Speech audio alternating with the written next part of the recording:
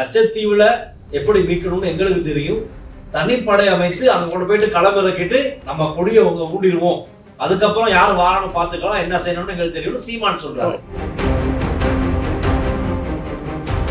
76ல் கைச்சாத்திரப்பட்ட ஒப்பந்தம், அப்புறம் அதுக்கு முதல் 74ல் கைச்சாத்திரப்பட்ட ஒப்பந்தங்கள்.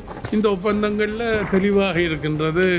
அப்படி கச்சதீவை கைப்பற்றினால் கூட அப்படி நடக்காது. அப்படி நடந்தாலும் கூட அது ஒரு என்னோட நேரிலையும் ஏற்றுக்கொண்டிருக்கின்றார்கள். பல பதிவுகளும் இருக்கின்றது. தவறுதான் என்றதை ஏற்றுக்கொண்டு இதுதான் உண்மை, இதுதான் யதார்த்தம், இதுதான் சட்டம். வவுனியா நகரிலிருந்து 18 கிலோமீட்டர் தொலைவில் அமைந்திருக்கின்ற 5 ஏக்கர் 9 பரப்பு நிலப்பரப்பை கொண்ட இந்த மாபெரும் காணி விற்பனைக்குள்ளது. எங்களுக்கு தெரியும், இப்பொழுது இந்த கச்சத்தீவு இந்தியாவிலும் சரி இலங்கையிலும் சரி பிரதான பேசு பொருளாக இருக்கின்றது. இலங்கை வரலாற்றில் ஜனாதிபதி ஒருவர் கச்சத்தீவுக்கு சென்று வந்ததும் இது முதல் தடவையாக இப்பொழுது அமைந்திருக்கின்றது. அன்புகுமார் திசாநாயக்க அவர்கள் சென்று வந்திருக்கிறார். இது சம்பந்தமாக இந்தியாவிலே அனைத்து செய்தி தளங்களிலும் இதுதான் பிரதான செய்தியாக இருந்திருக்கிறது. இதற்கெல்லாம் காரணம் இந்தியாவில் விஜய், தமிழக வெற்றி கழகத்தின் விஜய் முதல்வர் வேட்பாளர், அவர் சொன்ன காரணம் தான் இவ்வளவுக்கும் காரணமாக அமைந்திருக்கிறது. இதற்கு முன்பாக எத்தனையோ பேர் பேசி இருக்கிறார்கள், ஆனால் இவ்வளவு ரியாக்ட் பண்ணதில்லை யாருமே. இது வரைக்கும் விஜய் பேசுறது இப்போ இலங்கையில பலரும் விமர்சிச்சு சிங்கள மக்கள் எல்லாம் விஜய் மேல கோபமா இருக்காங்க. விஜயோட திரைப்படங்களை இனி இலங்கையில திரையிடவே கூடாதெல்லாம் அந்த அளவுக்கு பேச பொருளா இருக்கு. நீங்கள் இதற்கு முன்பதாக கடற்தொழில் அமைச்சராக இருந்திருக்கிறது. இதன் பின்னணி என்ன, வரலாறு என்ன, இப்போ இந்த விடயம் அதிகமா பேசப்படுது, என்ன நடக்கும்? நானும் ஒன்றுக்கும் மேற்பட்ட தடவைகள் அமைச்சராக இருக்கின்ற பொழுதும் சரி, நாடாளுமன்ற உறுப்பினராக இருந்த போதும் சரி, ஒன்றுக்கு மேற்பட்ட தடவைகள் கச்சதீவுக்கு சென்றிருக்கின்றேன். சென்று 2 தரப்பு கடற்தொழிலாளர்களோடும், இலங்கையினுடைய வடமாகாண தமிழ் கடற்தொழிலாளர்கள், அதே போல் தமிழ்நாட்டினுடைய தென்பகுதி கடற்தொழிலாளர்களையும் அழைத்து கதைத்திருக்கின்றேன். இதில் கச்சதீவு பிரச்சனை என்பது உண்மையாக பிரச்சனை அல்ல. அரசியல் காரணங்களுக்காக தேர்தல்கள் வருகின்ற பொழுது தென்னிந்திய அரசியல்வாதிகள் முன்னெடுப்பதுதான் வளமை. இந்த முறை ஒரு தேர்தல் வருகின்றபடியினால் அது இன்னும் கூடின அளவில் அது முன்னெடுக்கப்படுகின்றது. உண்மையாக கச்சதீவு 74ஆம் ஆண்டு ஒரு ஒப்பந்தம் செய்து கொள்ளப்பட்டது இந்தியாவும் இலங்கையும்.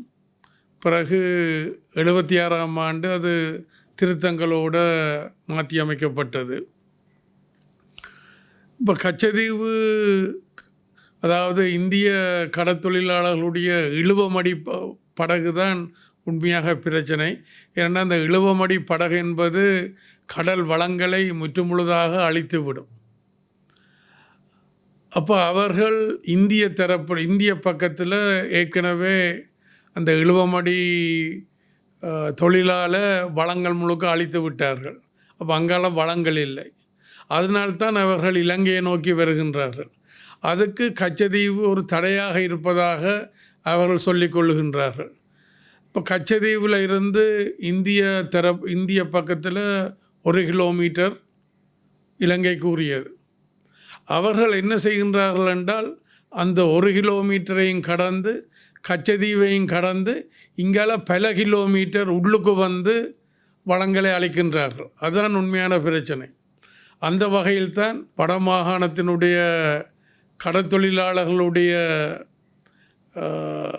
பிரச்சனை காரணமாக அந்த மக்களுடைய பிரதிநிதி என்ற வகையில் நான் அதை பல மட்டங்களில் முன்னெடுத்திருந்தேன்.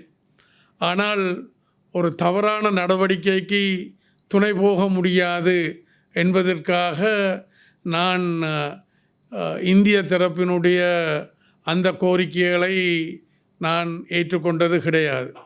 உங்களுக்கு தெரியும், அந்த ஒப்பந்தங்கள் 74ஆம் ஆண்டு 76ஆம் ஆண்டும் அது ஒரு சர்வதேச மட்டத்திலான அல்ல சர்வதேச தரத்திலான அந்த ஒப்பந்தம். அப்போ அந்த ஒப்பந்தங்கள் சம்பந்தமாக வரலாறுகள் சம்பந்தமாக பலர் பலவிதமாக உண்மைக்கு புறம்பாகவும் அறியாமையிலும் அவர்கள் அதை கதைப்பதாகத்தான் நான் அறிந்து கொள்ளுகின்றேன். நானும் வரலாற்றை படித்திருக்கின்றேன், அந்த வரலாற்றோடு வாழ்ந்து கொண்டிருக்கின்றேன். அந்த வகையில் எனக்கும் அதை பற்றி நன்கு தெரியும். அப்போ அந்த 76ஆம் ஆண்டு அந்த ஒப்பந்தத்தில் திருத்தங்களை இந்திய தரப்பில் கொண்டு வரப்பட்ட போது அப்பொழுது சர்வதேச எல்லைகள் என்று சொல்லி அந்த எல்லைகள் வகுக்கப்பட்டிருந்தது. அப்போ ஏற்கனவே இந்திய கடற்தொழிலாளர்கள் எல்லை வகுக்க முந்தி இலங்கை கடற்பரப்பிற்குள்ளும் இலங்கை கடற்தொழிலாளர்கள் இந்திய எல்லைக்குள்ளும் தொழில் செய்து கொண்டிருந்தவர்கள். ஆனால் துரதிர்ஷ்டவசமாக அந்த எல்லை வகுக்கப்பட்ட பிறகு இலங்கை கடற்தொழிலாளர்கள் இந்திய எல்லைக்குள்ளும் இந்திய கடற்தொழிலாளர்கள் இலங்கை எல்லைக்குள்ளும் வாரது சட்டவிரோதமாக பார்க்கப்பட்டது. அப்போ இங்கே என்னென்று சொன்னால் இலங்கை அரசாங்கம் சட்டபூர்வமாக தங்களுடைய எல்லைக்குள் அவர்கள் வருகின்ற பொழுது அந்த எல்லைக்குள் வருகின்ற பொழுது அவர்கள் கைது செய்யப்படுகின்றார்கள். இலங்கை சட்டத்தின்படி அவர்கள் கைது செய்யப்படுகின்றார்கள். அப்போ இதில் அந்த எல்லைகள் வகுக்க முதல் இலங்கை கடற்தொழிலாளர்களும் அதாவது கச்சதீவை போல கிட்டத்தட்ட 80 மடங்கு விஸ்தீரணம் கொண்ட வெச் பேங்க் என்று சொல்லப்படுகின்ற அந்த எல்லைக்குள்ளும் போய் அவர்கள் தொழில் செய்து வந்தார்கள். ஏன்னா அந்த வெச் பேங்க் என்ற அந்த பகுதி எரிபொருள், மற்றது கேஸ், மற்றது கனிம வளங்கள், மற்ற கடல் உணவு வளங்களை கொண்ட ஒரு பெரிய நிலப்பரப்பு. அப்போ நாங்கள் இந்த கச்சதீவை சட்டபூர்வமாக இலங்கை அரசு எடுத்துக்கொண்ட போது நாங்கள் அதை கைவிட வேண்டி வந்துவிட்டது. அப்போ அன்றைக்கு இந்திய அரசாங்கம் அதை தங்களுடைய நலன்களில் இருந்து கொண்டு தான் அதை முன்னெடுத்தார்கள். ஏனென்றால் இலங்கை கடற்தொழிலாளர்கள் வெச் பேங்க், அதாவது குமரிமுனை பகுதி வெச் பேங்கில் போய் தொழில் செய்கின்ற பொழுது நாளைக்கு இந்தியாவுக்கு விரோதமாக சீனா வரலாம் அல்லது பாகிஸ்தான் வரலாம். அவர்கள் இலங்கையில் தலைமிடுவார்களாக இருந்தால் தங்களுடைய பாதுகாப்புக்கு அச்சுறுத்தலாக இருக்கும்.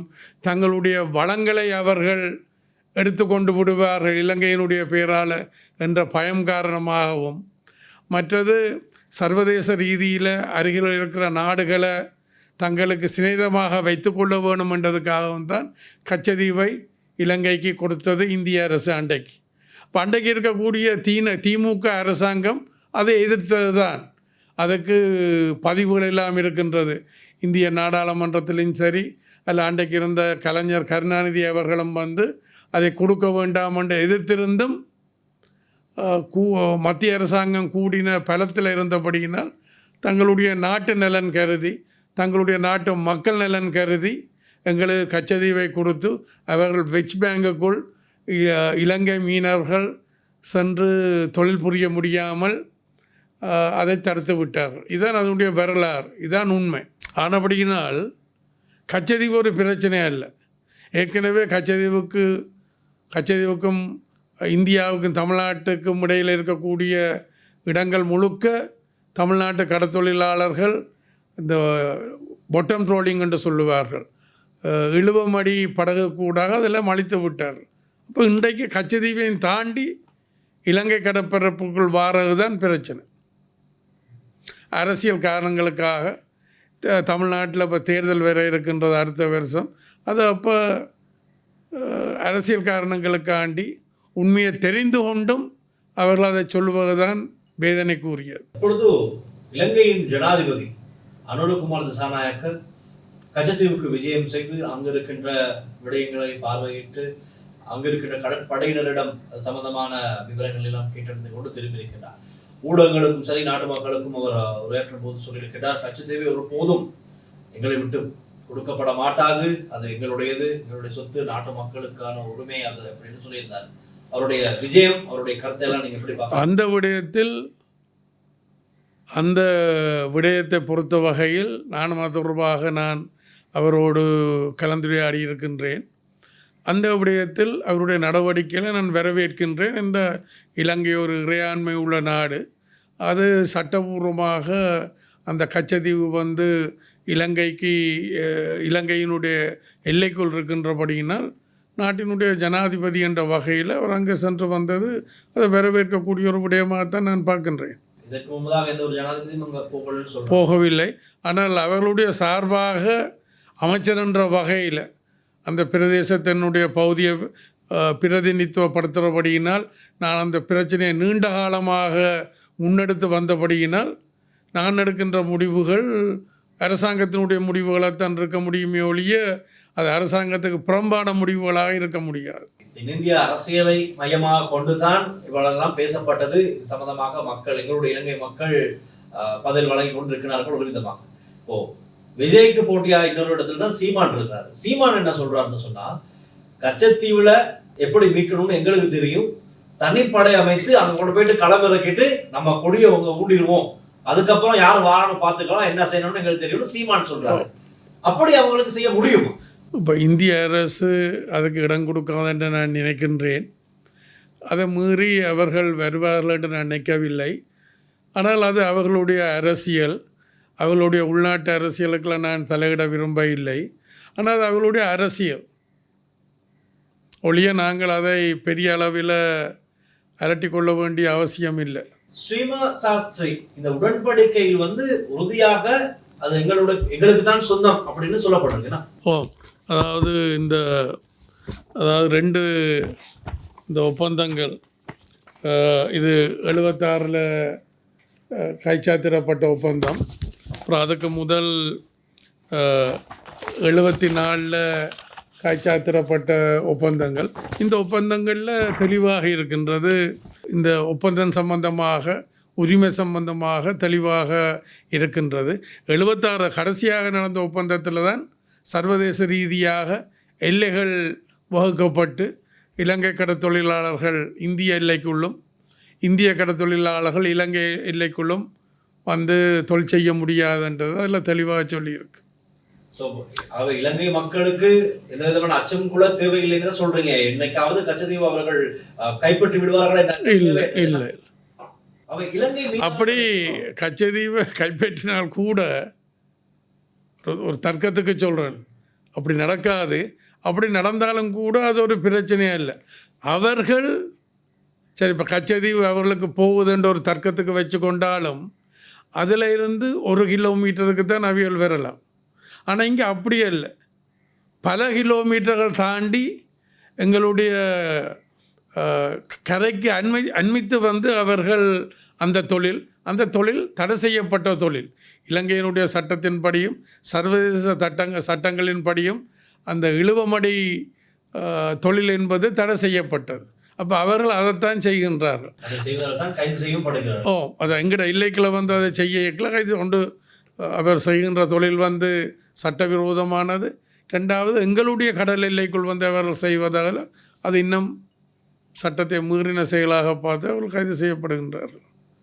மற்றபடி அந்த கைதுகள் சம்பந்தமாக இந்திய தரப்பில் அளவுக்கு அதிகமாக சொல்லுகின்றார்கள் என்றால் நினைக்கின்றேன். இல்லை இதுவரை செய்திருக்கலாம். ஆனால் கொலை செய்யப்பட்டது, கடந்த காலத்தில் யுத்த காலத்தில் சில சம்பவங்கள் நடந்திருக்கலாம், இல்லை என்று நான் சொல்ல வரையில் நடந்திருக்கலாம். ஆனால் அதுக்கப்புறம் பல பேச்சுவார்த்தைகள் அப்பொழுது அவர்கள் ஏற்றுக்கொள்ளுகின்றார்கள். இந்திய தமிழக கடற்தொழிலாளர்கள் என்னோட நேரிலையும் ஏற்றுக்கொண்டிருக்கின்றார்கள். பல பதிவுகளும் இருக்கின்றது, தவறுதான் என்றதை ஏற்றுக்கொண்டு தங்களுக்கு ஒரு 2-3 வருஷம் அது அவகாசம் தர சொல்லி கேட்டிருந்தார்கள். ஆனால் அவர்களுக்கு 25 வருஷமாக அவகாசம் கொடுத்துருக்கின்றோம். அப்போ இந்திய அரசு என்ன செய்ய வேண்டும் என்று சொன்னால், அவர்களுக்கு ஒரு மாற்று தொழில், ஆழ்கடல் அந்தமான் பக்கம் போகலாம், இல்லை இந்த வெஸ்ட் பேங்க் பக்கம் போகலாம், இந்திய கடல் எல்லைக்குள் வேறு போகலாம், அதில் சர்வதேச கடல் பரப்புக்கும் அவர்கள் போய் தொழில் செய்யலாம். அப்போ ஒரு காலகட்டத்தில் இந்திய அரசாங்கம் அதை ஏற்றுக்கொண்டு தாங்கள் அவர்களுக்கு அந்த உதவிகளை செய்வதாக, கடன் வசதிகளை செய்வதாக எல்லாம் இங்கே இருக்கக்கூடிய இந்திய தூதுவர் கூட பல தடவைகள் என்னிடம் தெரியப்படுத்தி இருக்கின்றார். அப்போ நியாயம் இலங்கை உள்ள வடமாகாண தமிழ் கடற்தொழிலாளர்கள் நியாயம் இருக்கின்றது, உண்மை இருக்கின்றது, அந்த உரிமை இருக்கின்றது. அந்த வகையில் தான் நான் இதை கதைக்கின்றேன். அவை தமிழக மீனவர்கள் இலங்கை மீனவர்களுக்கு முன்னாள் கடற்தொழில் அமைச்சராக நீங்கள் இப்பொழுது சொல்ல வருகின்ற விடயம் என்ன இருக்கும்? ஏற்கனவே பல தடவைகள் அவர்களுக்கு தனிப்பட்ட முறையிலையும் 2 தரப்பு கடற்தொழிலாளர்களையும் கச்சதீவில் வச்சு கதைத்த பொழுதும் நான் சொல்லியிருக்கின்றேன். அதில் எந்த மாற்றமும் இல்லை. இதான் உண்மை, இதான் யதார்த்தம், இதான் சட்டம்.